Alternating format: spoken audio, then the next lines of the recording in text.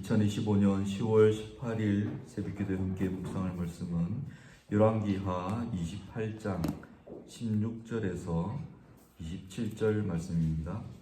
구약 692면 어간이 있습니다.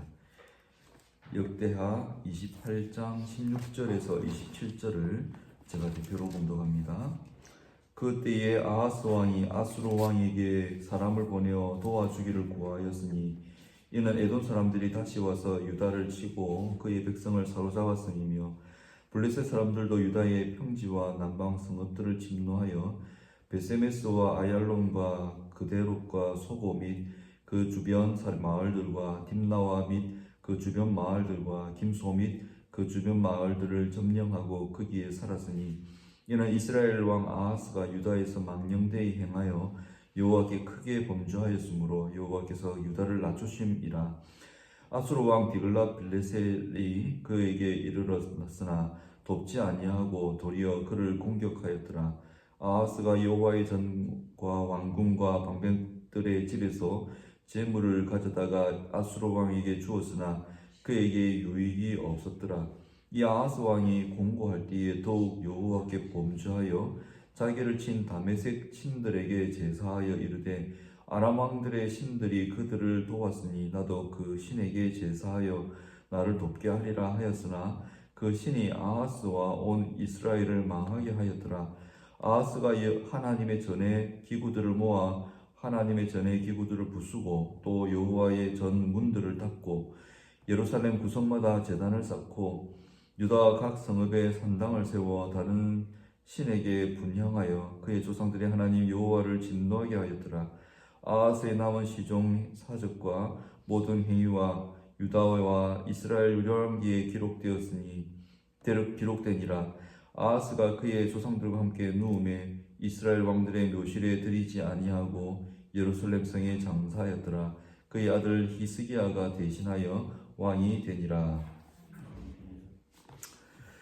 아람과 북이스라엘의 침공으로 극심한 피해를 입은 아하스 왕, 남유다 왕입니다. 그가 하나님을 떠나 우상을 숭배했기에 이런 극심한 피해들이 이어졌습니다. 우상 숭배 중에도 차등이 있는데 자식을 불살라 제물로 바치는 습관이 있는 우상 숭배가 있습니다. 이런 우상 숭배는 성경에서 가증하다라고 하는 표현을 더합니다. 아하스는 바알 숭배라는 일반적인 우상 숭배뿐만 아니라 가증한 우상 숭배도 자행을 했습니다. 이 죄에 대해서 하나님의 보응이 극심합니다. 오늘 본문은 이런 아하스의 행보가 계속되고 또 가중된다 하는 기록을 하고 있습니다. 그 악행은 에돔과 블레셋이 친국계에 들어올 때 나타납니다. 앞서 아람과 북이스라엘은 북쪽에서부터 공격해 왔는데 에돔과 블레셋은 남쪽으로부터 임한 공격입니다. 공격이 이루어질 때에 아하스의 불신앙적인 태도가 반복됩니다. 외부의 어떤 압박이 있을 때에 그 본질이 드러나기 마련입니다. 두 번째 강력한 압박이 남방으로부터 나타날 때에 아하스의 정체가 이번에도 바뀐 것 없이 그대로 나타나죠. 도리어 더 악하여진 상태로 나타납니다. 그래서 22절에 이렇게 말합니다. 이 아하스 왕이 공고할 때에 더욱 여호와께 범죄하여 라고 적고 있습니다. 더욱 범죄하였던 것이 어떤 것입니까?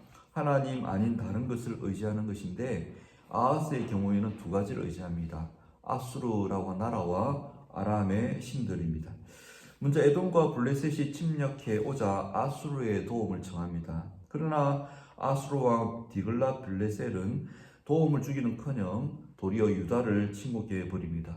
북이스라엘과 또 아람이 대적해 오니까 이 아수르가 이를 공격해 오는데요. 그러나 아람과 북이스라엘을 공격하는 중에 남유대까지 도움을 청한 남유다까지 침공해 들어와 버리는 것이죠. 다급해서 성전과 왕궁의 모든 재물을 가져다가 아수르 왕에게 바쳤으나 아무 효력이 없었습니다. 결과적으로 아하스 왕을 보면 남북의 이웃 나라들이 돌아가면서 쳐들어오고요. 저 멀리 제국이 쳐들어오고 백성들은 수없이 죽임을 당하고 노예로 끌려갑니다. 뇌물과 조공을 바친다고 해서 모든 재물도 다 잃어버리게 되지요. 빈털터리가 되었습니다. 이쯤 되면 보통은 멈춰서서 돌아봅니다. 과거의 왕들, 또 뒤에 이어지는 어떤 왕들도 악한 왕이라도 이쯤 되면 돌아서서 스스로를 반성합니다. 인생의 어떤 어려움을 겪으면 일반적인 사람들은 자신을 돌아보게 마련이지요. 특히 종교를 가진 사람, 어떤 종교를 가졌든지 자신의 신 앞에 자신을 살펴보게 됩니다. 그러면서 자신의 신 앞에 어떤 허물이 있는지, 그래서 종교적이든 도덕적이든 문제가 있는가 헤아려 볼 줄 압니다. 바로 이를 위해서 하나님도 아하스를 이렇게까지 압박하신 것이죠. 본문 19절에도 분명히 밝히기를 이는 이스라엘 왕 아하스가 유다에서 명령하신 망령되에 행하여 여호와께 크게 범죄하였으므로 여호와께서 유다를 낮추심이라 라고 말씀하고 있습니다. 신자가 낮아질 때가 있지요. 가진 것을 잃어버리게 됩니다. 물질과 지위와 신망과 사람과 때로 건강도 잃어버립니다. 그런 처지가 되는 이유는 대략 전체적으로 살펴보면 한 3가지 정도 이유로 이런 것들을 잃어버리게 됩니다. 첫째로는 인생의 흐름 가운데 만나는 어떤 자연스러운 것이 이유가 됩니다. 자연재해나 경기 침체나 질병이나 이런 것들이 들어 인생에 자연스럽게 찾아옵니다. 이것을 만나고 겪을 때 사람들은 낮아지는 것, 또 빼앗기는 것을 경험합니다. 이때 신자는 그때에도 겸허하게 자신을 돌아봅니다. 하나님께 이 상황을 벗어나게 해달라고 간구하는 경우지요. 두 번째로는 신앙적인 이유가 있습니다. 믿음을 지키다가 박해와 따돌림과 손해를 당할 때가 있습니다. 그러나 이런 경우에 신자들은 자신이 낮아졌다라고 여기지 않습니다. 성경의 수많은 믿음의 사람들이 그리고 우리 주변의 경건한 성도들은 이런 고난, 믿음으로 인한 고난이 올 때에 낮아졌다라고 부끄러워하거나 한탄하지 않고 오히려 정금같이 단련되어 나오게 됩니다. 이제 마지막 3번째 경우가 있는데 하나님이 그를 낮추시는 경우가 있습니다. 오늘 아하스의 경우와 같이 하나님 앞에서 범죄하고 망령되게 행하여서 하나님이 그를 치셨으므로 낮추시는 3번째 경우가 있습니다. 하나님이 낮추시는 이 경우는 당연하게도 회개하고 돌이키도록 하기 위해서입니다. 우리가 어린 자녀를 무릎 꿇려서 벌할 때에 그 벌이 최종 목적은 아니지요. 벌을 받는 자녀가 자기 잘못을 깨닫고 인정하고 다시는 그런 잘못을 반복하지 않도록 하기 위해서 부모는 자녀를 무릎 꿇리는 겁니다. 그러나 아하스는 이것을 깨닫지 못합니다. 도리어 더 큰 악을 행합니다. 23절에 자기를 친 다메섹 신들에게 제사하여 이르되 아람 왕들의 신들이 그들을 도왔으니 나도 그 신에게 제사하여 나를 돕게 하리라 하였으나 그 신은 이 아하스와 온 이스라엘을 망하게 하였더라. 자신을 공격한 아람의 신을 가져다가 섬기는 악행을 더 저지릅니다. 어떤 조직 폭력배들이 더 힘이 센 폭력 조직에 굴복하듯이 아람의 신을 열렬히 섬기게 된 것이죠. 일제 시대에 동족을 더 악랄하게 괴롭혔던 그런 이들처럼 여호와 신앙을 완전히 파괴해버리는 그런 지경까지 가버린 겁니다. 성전의 기구들을 모아 부수고 아예 성전 출입문을 닫아서 아무도 예배하지 못하게 가로막아 버립니다. 그리고 예루살렘 구석마다 우상 제단을 쌓고 분양합니다. 완전히 악랄한 신앙 박해자와 우상 전파자로 전락해버린 아하스입니다. 우리는 박해자 사울이 복음 전도자 바울로 변하는 것에 대해서 잘 알고 있지요.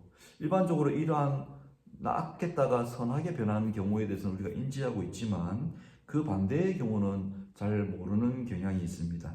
그러나 기독교 세계 혹은 우리 역사에 보면 이런 일들이 들어 있습니다. 거국적인 영향을 미치는 것은 아니지만 소소하게 이런 악행을 저지르는 선하였다가 믿었다가 악하게 되고 배교하는 그런 배교자들이 있는 것이죠. 이런 사람들을 보면 그가 하나님 앞에 악을 행하고 있는 것을 주변 사람들은 다 알고 있습니다. 그런데 그 자신을 자신은 자기가 지금 어떤 방향으로 추락했는지를 알지 못합니다. 지금 하나님께 매를 맞고 있습니다. 그래서 회개만이 유일한 살 길입니다. 근데 정작 자신은 깨닫지 못하고 더 큰 악을 행하고 있는 거죠. 이런 사람들은 하나님을 원망합니다. 하나님을 부인하기도 합니다. 그리고 나서서 하나님을 비방하고 나아가 기독교의 적대자가 되어버립니다.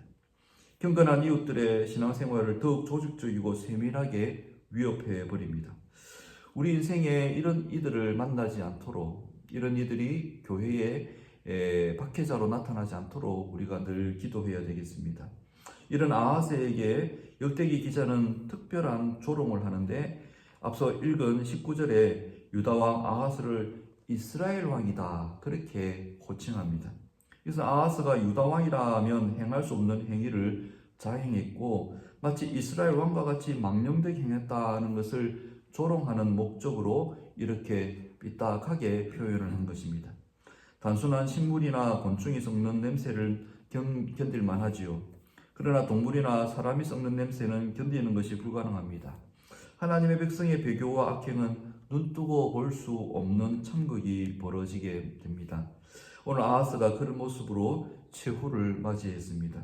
이런 아하스를 정의하는 한 단어, 공고할 때에 더욱 범죄하여.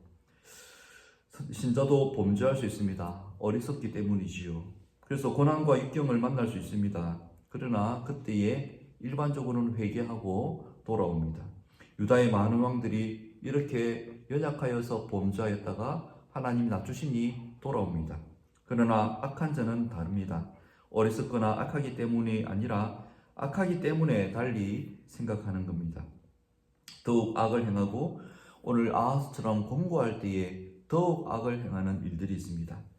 성도 여러분, 우리는 인생이 낮아지는 경험을 때로 합니다. 앞서 살핀 것처럼 한 3가지 정도의 이유 때문에 낮아지는 경험을 합니다. 경우에 따라서 공고한 때를 만나기도 합니다. 이것은 어쩌면 우리가 누구인지 드러나는 중요한 순간인 것을 잊지 말아야 됩니다. 이렇게 우리가 낮아질 때에 자신을 잘 살펴야 됩니다. 그리고 신중하고 또 경건하게 생각하고 행동해야 됩니다. 돌아보아 혹 죄가 발견되면 진심으로 회개해야 됩니다. 무엇보다 공고한 때에 악을 행하거나 지나치게 행하지 아니하도록 주의를 하는 것이 옳은 모습이고 아하스의 모습이 우리에게 이러한 것들을 알려줍니다.